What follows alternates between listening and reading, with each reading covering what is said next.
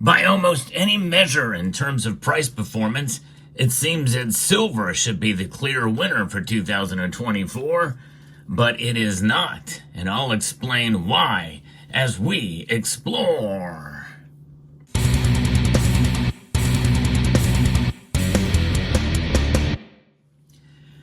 Measuring price is really one of the key factors that most of us think about when we're talking about performance of any asset class, including precious metals. And yes, it is true that silver has outperformed gold by most measures. There are certain indicators and way you can play with the numbers that actually bears out to be the case that gold has won, but it's not just about the price. And I'm going to tell you how I calculated it. And essentially, I used the broadest and widest scenario in order to measure price performance. And I think in some ways, that is part of the argument and the case that I'm going to make for gold compared to silver this year.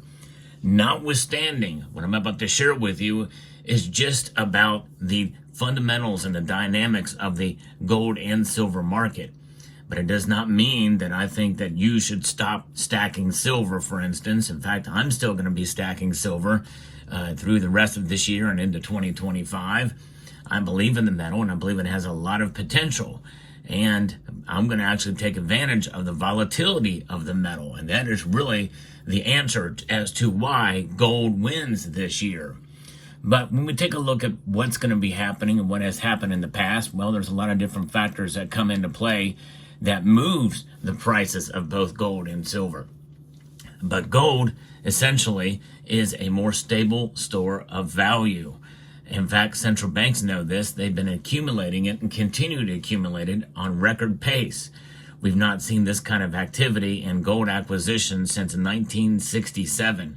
And this is a big news, and it's something that certainly is going to likely continue in 2025 in one form or another. I don't think that many banks, central banks, are going to be selling their gold, whereas silver is not stored as a stable store of value by central banks around the world. I think nations have strategic stockpiles of silver. In fact, we've seen that borne out to be the case with Russia.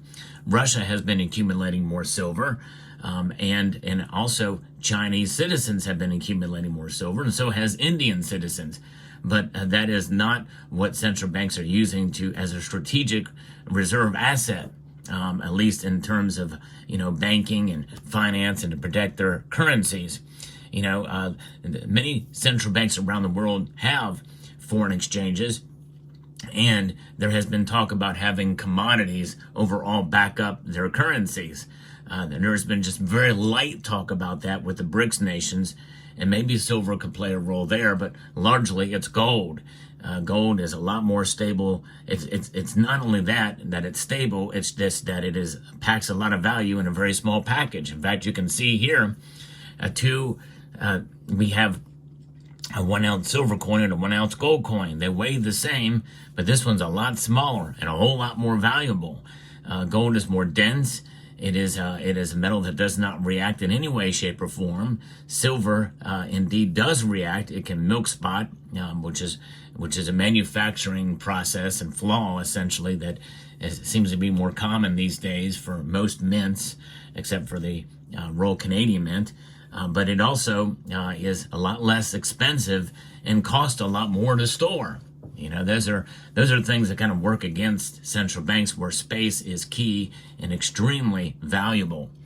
But notwithstanding, let's talk a little bit about the performance of these two metals over the course of the year.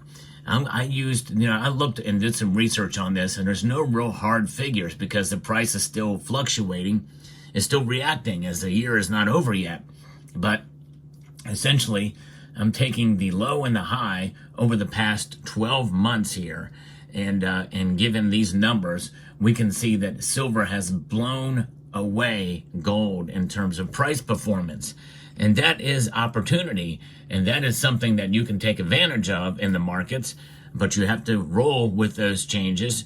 And they can be rather dramatic with silver. Volatility is key there. And this is why, starting in 2017, I have moved more towards gold in that regard because it is more stable and does not react as dramatically. However, make no mistake, there's another reason why gold is on top compared to silver. But again, in a sense, this is not a contest. This just gives you an idea of where I'm thinking, but also in terms of what you should be thinking about if you are a hardcore silver stacker, and maybe to consider gold. And by the way, if you are in the market to buy either of these metals, my friends over at Summit Metals, they have some really good deals, and they are certainly have a great service. And Summit Metals is a sponsor of this channel, so I hope you will consider checking them out. But now, what happened with gold this year? Well, gold, if you take a look through the past 12 months, we had a low of $1,991.90. Man, it seemed like moons ago since that price was around. Can you imagine under $2,000 gold again? It's almost inconceivable to think about now, but that's what the price was over the last 12 months from today. It's pretty amazing, remarkable indeed. And it got up to an average around $2,787.10. You know, I say that because that's the average price per day. It wasn't the absolute peak of the price, but what they do, Kitco, where I get these numbers, is that they average for the day. So that is the high, and we saw not quite the $2,800, but there it is. Pretty crazy to think about that was the high of gold's price, and we've since scaled back from that since the election. That's a $795.20 increase over the past 12 months. That is really good. That is unusual, and it has resulted in several all-time highs broken for gold in nominal dollars. Now, that is the key difference because nominal dollars is just how it's measured in dollars that are printed today, which are a lot less valuable than they were a year ago or 2 years ago, or what have you. In fact, adjusted for inflation, gold is still fairly far off from its all-time high. That all-time high would be about $3,300 an ounce. Yes, indeed. So that's gold. That is a 28% increase based off of those numbers. And again, that's the most extreme example of the high and the low, and doesn't represent where those numbers are right now, but it just goes to show you that is the gap that we're looking at here. Silver performed far better in terms of price, but a lot more volatility. 12 months ago, it was trading around $22.07 an ounce. And it's hard for us to imagine that could get back down to that number again, although some have, and many more have speculated that that could happen. In fact, some even say it could fall below $20 again. And that is not an unrealistic possibility given the volatility of silver. That is something we should consider, and that alone right there is a reason why I think that many of us, why I'm calling gold the winner here for 2024. So that was a low. The high on an average was $34.82, average from that day in October. Now, I remember I saw it peak at $34.91 because it was 9 cents shy of my revised prediction of where silver was going to go in 2024. It was just 9 cents off. But anyways, that was a $12.77 increase in the price of silver. That number there is, you may remember, because that was right around the number of what the spot price of silver was in March of 2020 after the big crash. And so think about that. It had gained that much just this year. That's pretty remarkable. That's an amazing number, and that was due to a lot of factors, including inflation, which also affected gold too. And it also, with all of the things happening with the market and with deficit of silver, there's been a continuing run and deficit of supply of silver, and I think that is finally starting to make its way into the market and reflecting. And I think that's another reason why I don't think we're going to see silver fall much below where it was at the beginning of the year. But again, it's a possibility. I've done a video about that fairly recently. So that difference of $12.77, that's a 36% increase. So silver beat gold in terms of the percentage increase. it far outperformed and measured in dollars and compared to each other. Yes, and that is definitely true by most measures. There's other indicators depending on where the price fell and the pullbacks where gold has increased. But by this measure and other measures, silver has outperformed gold. So why do I call gold the winner still, given that?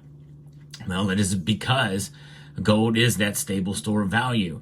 It has touched all-time highs again, and silver has a long way to go to reach its all-time highs, which, by the way, those all-time highs that we saw for silver were anomalies in 1980 and 2011 and really should not be really considered as much. Gold has already beat them, so in a sense, they can be used as markers because gold has now surpassed them in terms of nominal dollars. But silver is a very complex market, and I think there's going to be so many different factors. Understanding the dual nature of the metal is something we have to consider for 2025. I am bullish on silver in 2025. Can you take advantage of the volatility of silver's price? Sure you can. You can buy a little bit more when the price is lower.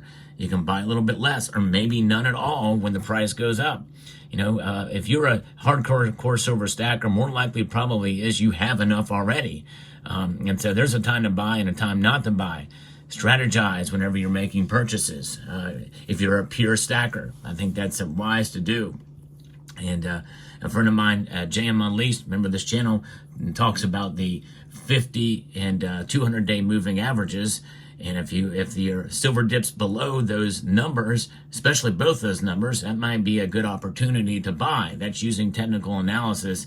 It may not be a foolproof method, but typically when you see those dips, because I've now know how to find those thanks to JM, is that you see those numbers go back up above those, at least one of the two averages, which means you're doing fairly well. So there is the way you can use strategy to buy if you're a pure stacker. But nonetheless, it really boils down to dollar cost averaging. You just have to be a little bit more strategic with silver than you do with gold. So in a sense, as you mature as a stacker, this is why it's a good idea to diversify into a little bit of gold as well. It's a beautiful metal indeed. So let me know what your thoughts are about gold being the winner. Do you agree with me? If you don't agree with me, let me know in the comments section below. I would love to hear the argument for silver and your reasoning and logic behind it. And I think I've explained mine as to why it's not given, even though it is better performed in terms of the price this year. But let me know what your thoughts are in the comment section down below. I hope you found this video informative, insightful, and educational. We'd like to extend a multitude of gratitude to you all for taking the time to watch and encourage you to please rate, share, comment, and subscribe.